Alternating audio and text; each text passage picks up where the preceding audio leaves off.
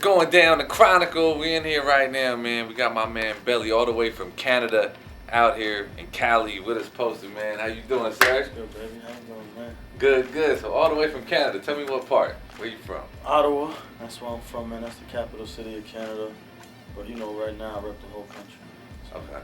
So Canada, break Canada down, man. I know there's like, Toronto's like the hot spot of Canada, right? Or is it Vancouver? I mean, you know what? There's a lot of hot spots. You know what I mean? Toronto is like definitely the known hot spot. Okay.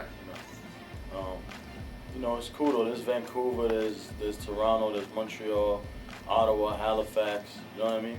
There's a lot of places you could go. Edmonton, Calgary. There's a lot of hot spots in Canada. So is it kind of like broke down? Is it? Are they far? Is everything spread out to where it's each its own? Yeah. Okay. It's very spread out. Very, very spread out. Where would you say for like music, doing music? Is it music coming out of certain regions of it, or is it? I mean, a lot of the hip hop comes from the east, like Toronto, Ontario area. You know what I mean? The rock comes from all over the country. Okay. Rock and roll thrives in Canada more than hip hop does. You know what I mean? So you born and raised out in Canada? No, I was born in Palestine. Wow. Okay. Man, and then when did you shoot out to the States? We went to Canada first. That was in '91.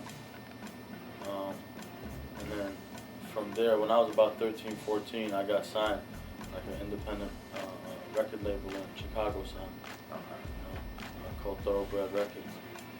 So I was out here. I was in Chicago for about a year, and Fontana for about a year, and then back to Canada again. You know, everything I learned from, you know, the work ethic here and the formula to success in the United States, I applied it in Canada, and I'm winning. You know? That's hot. That's hot. Where'd you learn the most, man? Was it Chicago, Cali, like to see? I mean, it was pretty much even. You know, in Chicago, I really learned the studio hustle, studio grind. You know what I mean?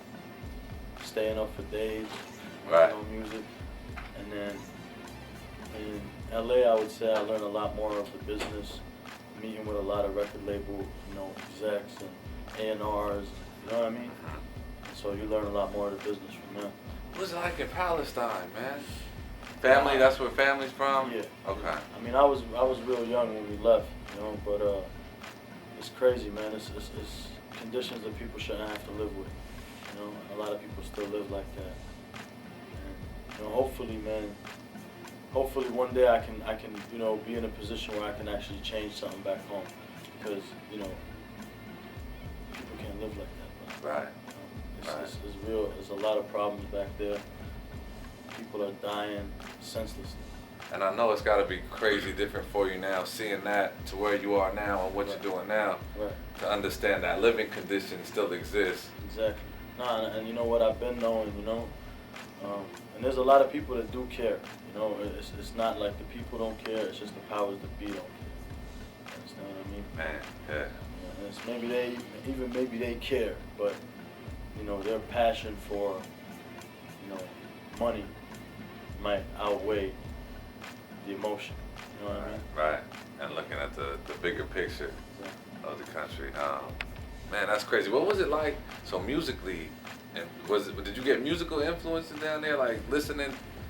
Was it until you left Palestine before you got okay? Yeah, because I was really like again, I was really young when we left Palestine. Oh. I was like maybe 2 years old. We jumped around the Middle East.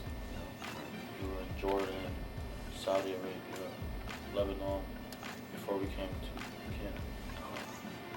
Now when we found, like, when we got to Canada, that's when, you know, I started realizing that, you know, I lived in a whole different world before. You understand what I mean?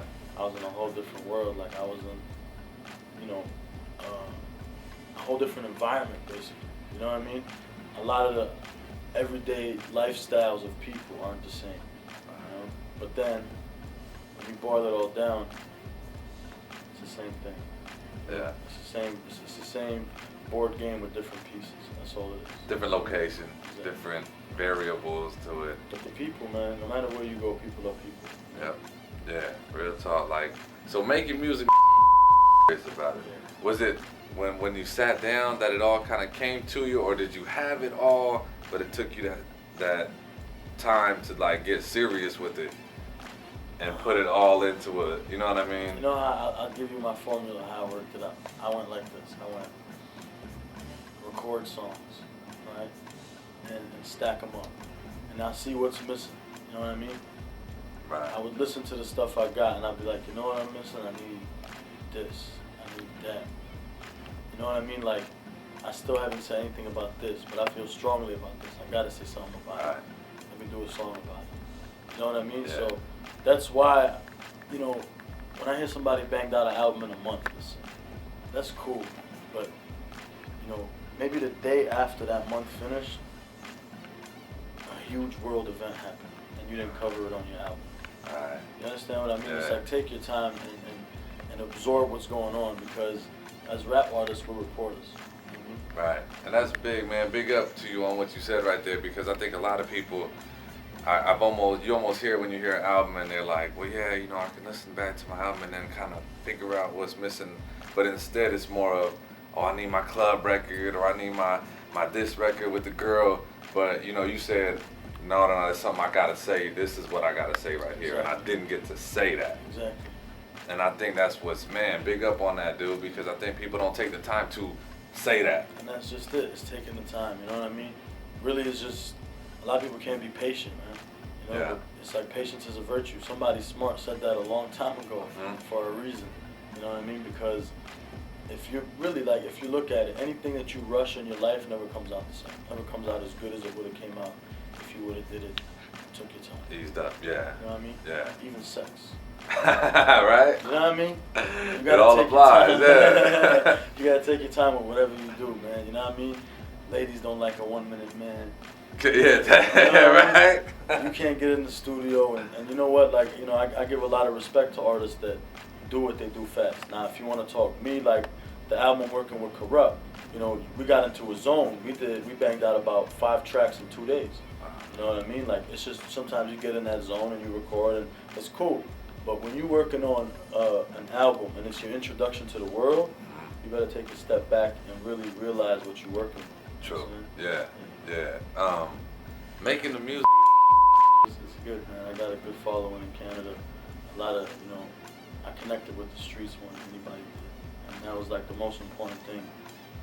And you know what I mean? Like, in this industry, people don't realize, you know, they see the glitz, the glamour, the videos, cars and video hoes and chains and all that type of stuff. They don't realize, like, to every top there's a bottom. You know what I mean? No matter what. To every upscale neighborhood, there's a block 5 minutes away. Right. You understand what I mean? Right. So it's never too far away. And if you don't connect with the streets first, and you don't build your foundation, you can build as big a house as you want. The bigger house you build, the harder it's gonna fall when it falls, because there's no foundation under it. Right. What's been like for you as a new artist setting up that foundation? Has you seen, you know what I'm saying, like you out there in the streets, is it doing shows? Is it, you know what I'm saying, just... I just started doing shows about a year ago, not even a year ago, you know. The Snoop tour was my first show back in about 3 years, you know. So, I mean, shows is never like, a lot of people think it is shows, but it's not shows, because if you're not performing what people want, then you're just taking steps backwards, you understand what I mean? So like me, it was more mixtapes, you know, catering to people's, like, you know, what people want to hear. Right. Anybody that, you know, something would happen in the world, like an event would happen, or something would happen in hip hop. Kim Azario she won the lawsuit. So I'll say something about it. And people will be like, oh shit, you heard what he said about so-and-so? And nobody in the country is doing that. Right. You know what I mean? Like, I was putting out freestyles, mixtapes. Me and Cool Kid did my first mixtape. Me and K Slay did the second one. Me and Big Mike did the third one. You know what I mean? I'm about to work on the 4th mixtape now, before the album drops too, you know? I did like 65,000 copies of those mixtapes. Wow. Yeah.